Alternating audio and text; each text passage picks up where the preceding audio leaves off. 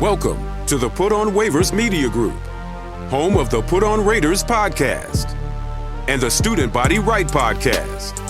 This is your place for the best breakdowns and the best insight for those who fight on and bleed silver and black. Now, here are your hosts, Dwayne Douglas and Ryan Holmes. And welcome everybody to another glorious episode of the Student Body Right USC podcast. I'm your host, Dwayne Douglas, and as always, I am podcasting off the beautiful shores of the Pacific Ocean. Beautiful day out here in Southern California. PORSBR is our Twitter handle. And then also, don't forget to rate, review, and subscribe to our podcasts, wherever podcasts are. And then also you go ahead and do your thing on YouTube, send like, comments, all those things like that. I know Utah fans just y'all keep coming after us. I'm here for it. I'm really here for it. I'm here for it. Just make sure when you come to the Coliseum, and it doesn't go your way. Just have that same energy. So we have Kevin Borba. His Twitter handle is at Kevin_Borba. So you can he writes for Athlon Sports and he's a host of the podcast Locked On Buffs. I want to thank you for get fighting through my interruptions earlier, but which nobody will see. But let's talk about the Buffalo, the Colorado Buffaloes here. I mean, I had to get somebody on because obviously the news with Coach Prime. Joel Klatt just can't he's like smiling like the Joker every time he talks about it because he's an alum there as well. So we'll talk about that. But let's talk about first thing. The Pac-12 is in flux. We all know that it's in flux. We know that it's not. We know everything's all over the place. What about all this news about the Big 12 and Colorado maybe heading there? Yeah, and I did an episode about that today, so you guys could go check that out on my YouTube page. I think the rumors about Colorado to the Big 12 is just them doing what's best for them. I think everybody needs to have a contingency plan in place if you are so able to do so. Unfortunately, for schools like Washington State and Oregon State, I don't know if there's plans like this in place for them because I don't know if they kind of fit. But Colorado is kind of a hot commodity. They have a new market. They obviously have one of the flashiest, polarizing figures in college football as their head coach. And so them going to the Big 12 and all these rumors about the Big 12 is just them really kind of trying to figure out what happens next for them if the Pac-12 deal doesn't work out, which I think they're going to. And I said this on my show, they're going to wait to see what the Pac-12 deal is, and then they'll decide from there. They waited this long. Why make the decision before you finally see what the deal is? No question about that. So is the Pac-12, I know people were talking about the Pac-12 and their media deal. Like it would be, you don't want to go all streaming. I heard rumors about that. I know they don't want to do that. I mean, as you know, as popular as maybe Apple TV Plus is, they know you don't want to do that with college football. Are there any inklings that like somebody's gonna kind of force up some money to kind of keep that coming up? Because I mean, it's gonna be a problem because you have, you know, Colorado like they're hanging in there but listening to the offers, and then you got Washington and Oregon probably just sitting there waiting, just knocking on the Big Ten, saying, "Hey guys, you need a more Western presence than just USC and UCLA." Right, and I think that's the difficult part because realistically, we know that ESPN's not forking over money. They've declined deals with the MLS. They've declined deals with other major leagues and stuff, and so it's difficult to kind of say that the Pac-12 is going to secure a big deal. But I do think they have a deal coming their way. I just don't think it's going to be conventional. And I think why we like to laugh at the Pac-12 being linked with the CW and like, oh, the CW televised Riverdale or whatever other shows that they put out there. The CW is on cable, and everybody has a CW. Yes. I think people forget that the Pac-12 network is not as accessible. I think it was only available to those who had Comcast. And so I actually used to work at the Pac-12 network. I was a production assistant, and I would make the highlights and stuff. And my parents wanted to watch my work, and we had charters. So I was like, Unfortunately, you can't. So tough. But yeah, I don't think it's going to be a conventional deal. Like it's not going to be with a sports power like CBS, or it might have an ESPN tie in there, but I don't think it's going to be. It's going to be a little creative, and I think that's okay. As long as they could get a deal together, they could kind of keep everybody together, and maybe it won't be as big as the Big 12s, but if it's close, then all the teams are probably going to stay. Yeah, makes sense. I always got, and I'm not sure if you got mandated by your producers with your highlights, but I never understood why the Pac-12 highlights, the official ones from Pac-12 Network, were so short. Like they were. Yeah, I mean, They're always like 2 minutes long. I'm like, we want to see long highlights. I know. We're timed. We get a time cap depending on the game. So if it's a bigger game, 2 minutes was a long one. Like if they gave me 2 minutes, I was excited. I was like, oh, thank God, because sometimes they're like, well, you get a minute, and I'm like, oh, come on now. Like, gee, I'm sitting there watching for highlights of the UCLA. I'm sorry, the USC Utah game last year, which is like a crazy game. With the kid passing away, all stuff like that, and I'm like, dude, this is like nuts. And it's like it's a short highlight. It's crazy. That's TV. It's TV for you, right? Why so serious? Another DC comic reference about Coach Prime. Maybe you can make an argument that when he went to Jackson State, did he have like the coaching credentials to go there, whatever, but he hasn't been coaching high school, whatever. So he went through the ranks of coaching. Like some of these guys, some of this nepotism world of NFL and college football, people get that job because they know somebody. Like he went through the process. So why is it so much hate towards what he's doing? I just don't understand what the problem is. Yeah, I think there's a few reasons. You kind of touched on it. He kind of took while he did take the college route, it was an unconventional route, if you will, to go from high school offensive coordinator to FCS HBCU coach. Nonetheless, we haven't seen a lot of HBCU coaches that I'm aware of really get an opportunity at a Power 5. And obviously, I think his personality, his brand is something that people are wary of. And then also he's a vocal African-American man. You know how the people who look like me respond to that. He said it. I mean, someone has to. But you know how people respond to people who are loud. College football is despite all of the changes in the sport, I don't think people like to see, especially the older heads in college football, they don't like to see the evolution of the sport. There was reluctance against the transfer portal. There was reluctance against NIL. And when someone like Coach Prime Sanders comes into the mix, he kind of blows everything up right away. He's taken in nearly 50 transfers. He's got a nationally televised spring game. He's got recruits that were never considering Colorado now. And so he kind of, I forget the word that I'm thinking for, but he kind of shakes everything. He changes everything, changes the landscape. And so I think people aren't used to that. And obviously he's a big personality too. And not everybody appreciates big personalities, if we're being honest. So I think he's great for college football. I think he's great for the University of Colorado. It's just not everybody appreciates it. And I think that's the hard part. And we've definitely seen the honeymoon phase kind of die. And now everybody's kind of trying to poke holes in everything that he's doing. And so it's a little, I don't want to say corny, but it's definitely interesting that when he first took the job, it was great. But now everybody's like trying to find his faults, I guess you could say. As far as the transfer portal goes, like it's been here for a while. I mean, like as a USC podcast, what Coach Lick and Riley has been able to do would not have been possible if it wasn't for it. What are your thoughts about the portal? I mean, maybe some things that you might want to see change, whatever. But I mean, players should have. I mean, if I was a student and I wanted to go to USC, and then I changed my mind, I wanted to go to Wichita State, I could do that. You could do that. Yeah. What is besides these guys complaining about relinquishing their power? What are your thoughts about the portal and where it has its highs and maybe its lows? Yeah, I think we've seen the highs and lows of the portal every year. USC obviously used it to go from kind of near the bottom of the Pac-12 to top of the Pac-12. We've also seen like a program like Colorado. We're going to see how it works. I think this is a very extreme case of taking in 50 and losing 50 players. I don't know if we'll ever see that again. I don't know if anyone's ever going to want to try that again. Yeah. That's just a lot of variables to consider.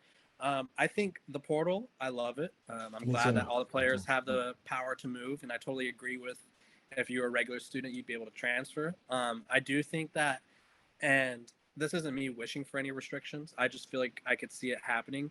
Maybe they try to limit how many transfers you could take in or something. I'm not really sure what the restriction would be, but I do feel like there's going to be an adjustment. The transfer portal is we're learning as we go. It opened in 2018. We're now for nearly 5 years in. Math is hard, sorry. We're now a few years into it, and we're learning what works, what doesn't. But I think it's important that the players have their power. I just don't think anyone expected that the players would have their own power used against them, and that's kind of what we saw with Colorado.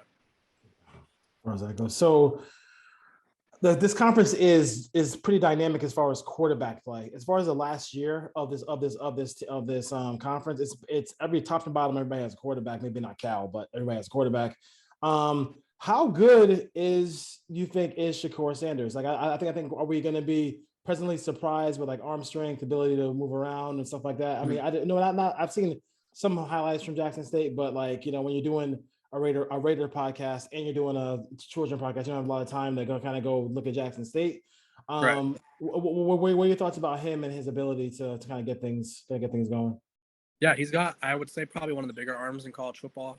One of his coaches compared him to Carson Strong, which was the former Nevada quarterback that could like easily throw it 70 plus yards with the flick of the wrist. So he said his arm strength is similar to him. Shakur Sanders is a mobile quarterback, but he's not like mobile in the sense, I wouldn't say he's like Caleb Williams where he's going to run in circles a few times before getting away from all the pressure. He's more of a methodical runner, I guess you could say. And so he definitely offers that dual threat approach. But I think he's a polished passer. And I think the only thing that could prevent him from succeeding right away is maybe getting a little too risky with his arm strength. I think he'll run into, at Jackson State, he was probably able to make some throws that likely won't be open here at Colorado just due to the nature of other teams being better. But I think he's going to – I assume he's going to be good right away.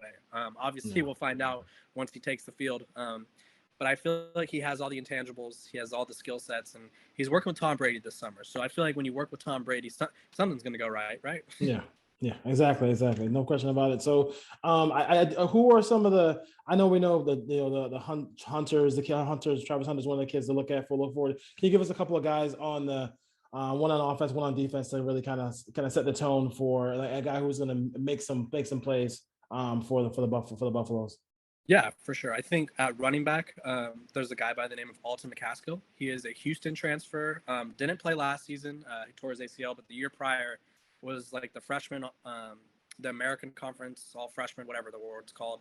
Ran for like 900 yards, 13 to 16 touchdowns. Could run people over, run past people. He's good in the passing game too. And so he kind of adds a dynamic that this offense needed, I think. They have some good receivers. But I was kind of worried about the run game, and I think he's probably one of the better transfer running backs in the country right now, and he's someone that I'd look out for. And then on the defensive side of the ball, I'm looking at the edge rusher, Jordan Dominic. He transferred from Arkansas, had like, I think 7.5 sacks this past season. And as you mentioned, the quarterback play in the Pac-12 is elite. So the best way to make sure that your defensive backs aren't getting burnt like some toast is to make sure that you're bringing the quarterbacks down in the backfield. And so Jordan Dominic will be that guy for the Buffs, I think.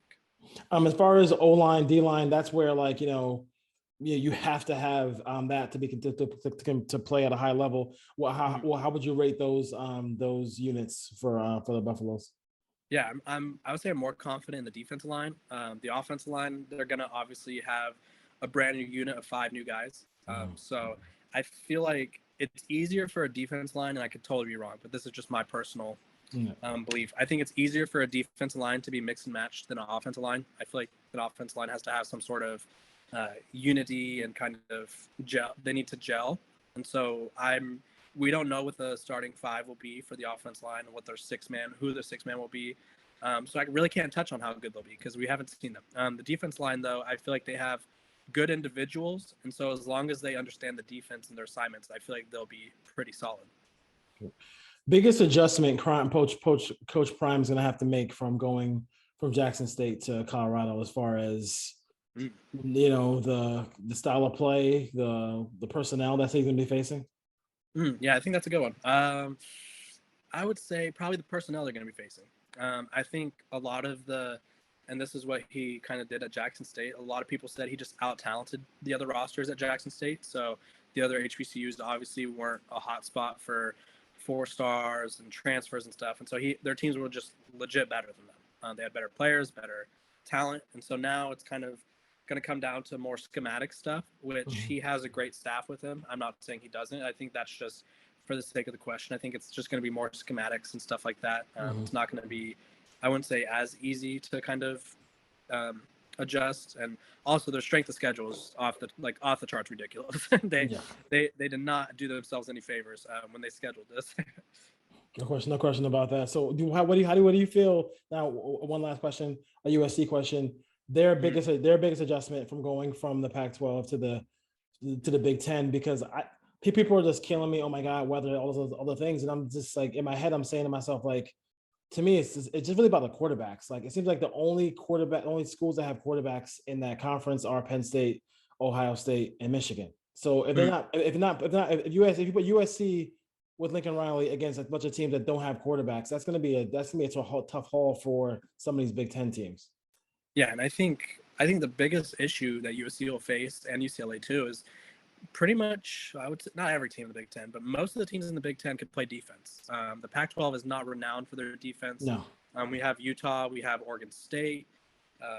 Oregon, I think, has shown flashes, but I think they're kind of be a more improved defense, obviously. But I would say the Pac-12 maybe has 3 or 4 teams max that are like really good defensively. Yeah. Whereas the Big Ten, that's what they pride themselves on. They're hard nosed. They like to play physical. And so I think that'll be a challenge for Lincoln Riley and them, because, for example, when Lincoln Riley's Oklahoma's teams played against SEC teams, they kind of got pushed around a little bit. Obviously, outside of the one meeting against Georgia in the first, when they went to overtime, I don't remember what year that was, but when they went to overtime, that was a more well-matched team for them. But they were pushed around by LSU. They've been beaten bad by other SEC programs. And so I think it's just a matter of, can they adjust to the physicality? I think the weather is kind of it's an interesting one. It just depends where they end up at the end of the season. You know, if they're playing their last couple games in Wisconsin and, say, Indiana, and it's snowing, I think that may be an adjustment. I wouldn't say that there's not snow in the Pac-12, so I don't know why people are so gung-ho about the weather, but I think maybe the travel too. I don't know if like the travel might affect them a little bit. Maybe more so in like basketball or another sport like that, where they're traveling more frequently. But I would say the physicality of the Big Ten, I think that'd be the biggest issue that I would say. All right, last two before I let you get out of here is, give me what do you think the overall record at the end of the season would be for the Buffs, and then who do you think's going to win the Pac-12? I mean, Gotcha. Okay. Overall record for the Buffs. This one's tough because it's like we haven't seen any of these guys play together. It's nothing. I really don't know. I think I will confidently say 5-7. Okay.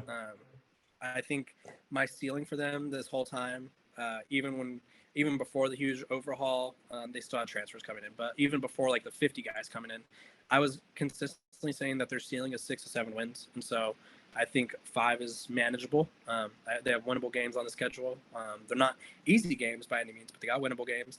And then, sorry, what was the second question? The Pac-12. You get overall Pac-12 winner. Who wins the conference? Got you. Okay, so I think Oregon State is going to make the Pac-12 championship, and then I have USC beating them.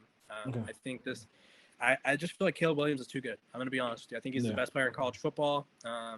If USC's defense, which this was the criticism with the Oklahoma defenses, if they could just be like average, this USC team should be a top 3 team. Yeah. It's just the amount, like, I think people underestimate how good an average defense is. If your defense is like top 50 in the country at USC with Caleb Williams on the other side of the ball, you're going to be fine. But if you're in the hundreds again, you're going to kind of stumble again. No question about it. And then, I mean, I don't know. I don't know if Alex Grinch can make it through the whole season, because like you can't have him mess up a chance to win the title. You just can't. Yeah. He has to start fast and be consistent all year. All right, Kevin, thank you for joining us here on the Student Body Right USC podcast, giving us a little overview of the Colorado Buffaloes this year. Should be a fun time. And if they ever have a winning record, then I think next year the recruits are going to be flying into Boulder if that's the case. So, all right, brother, take care.